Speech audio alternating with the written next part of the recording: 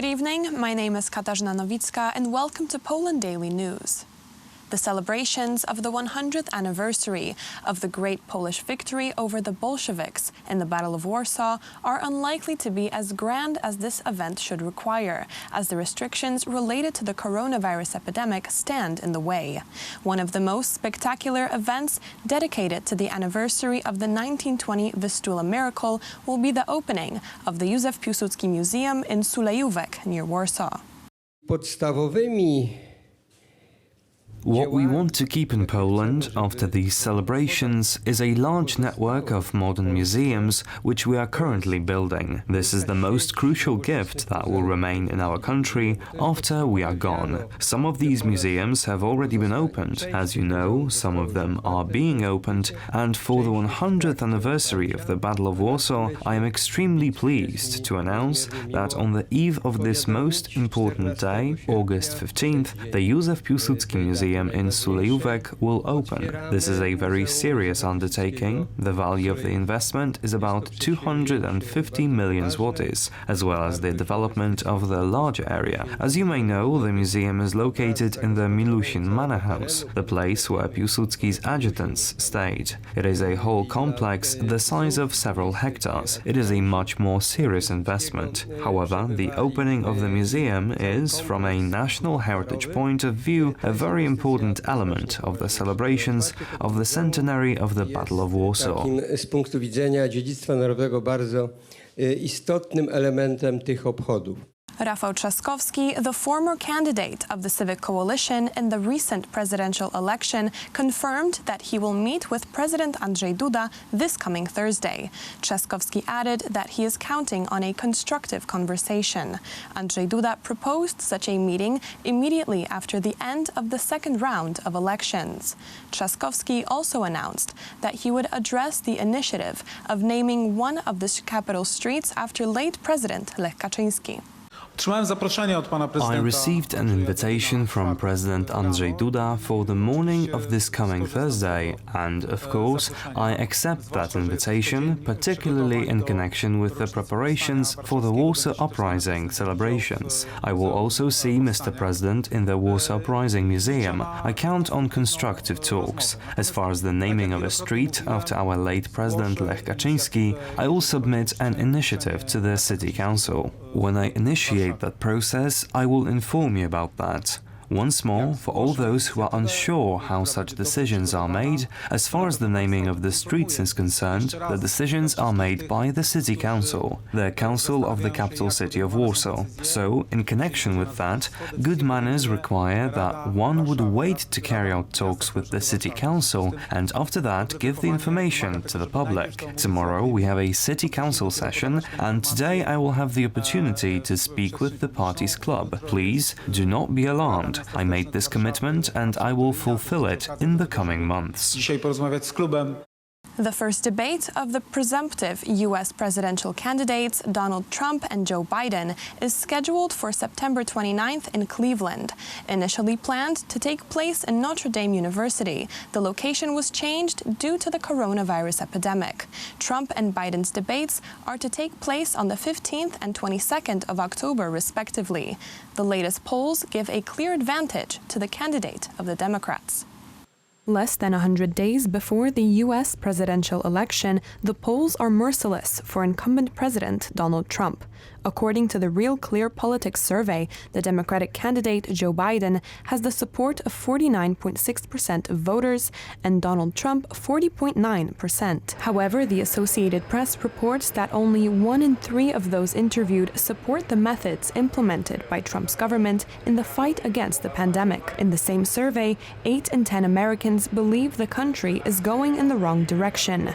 As observed by the American media, the latest news have changed the president's approach to the pandemic, as he now wears protective masks during meetings and regularly informs about the progress of research on a coronavirus vaccine. And we're here actually today to discuss the exciting progress that we've achieved under the Operation Warp Speed, our historic initiative to develop, test, manufacture, and deliver a vaccine in record time, and that's what it is, in record time.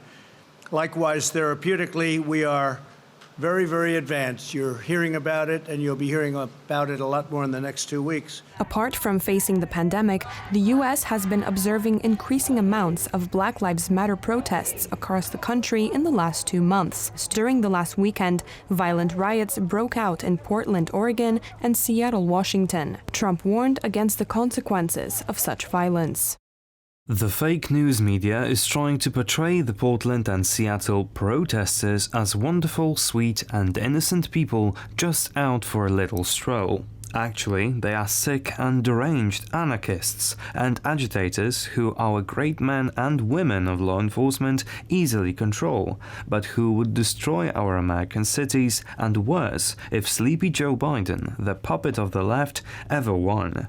Markets would crash and cities would burn. Our country would suffer like never before.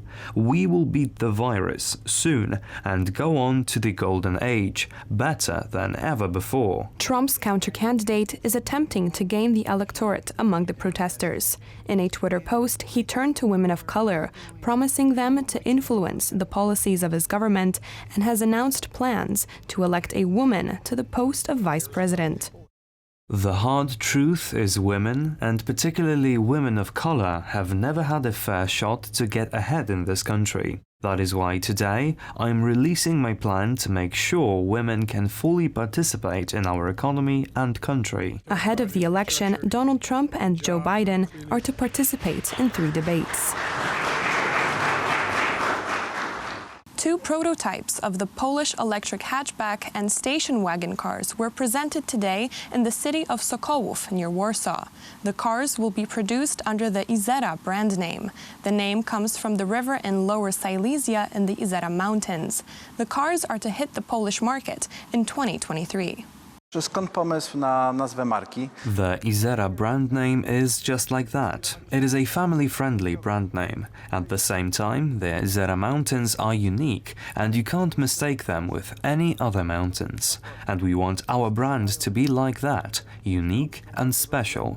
You've asked me about our logo, which is a compass. It is very characteristic, and it is located in the middle of the logo.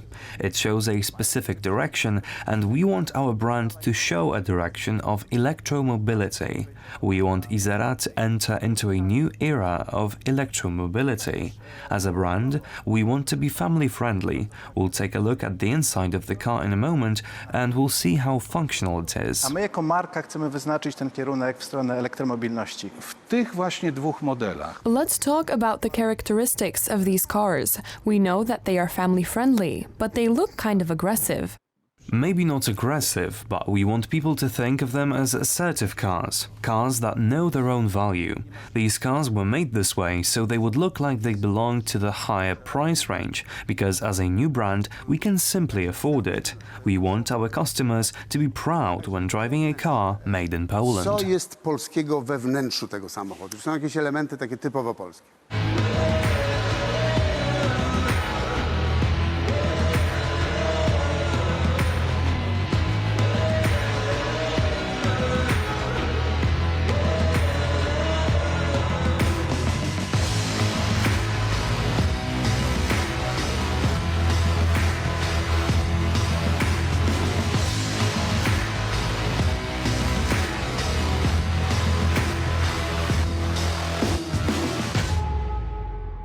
That's all for tonight. Now on to Poland Daily Business with Aleksander Wierzejski and his guest. Good night.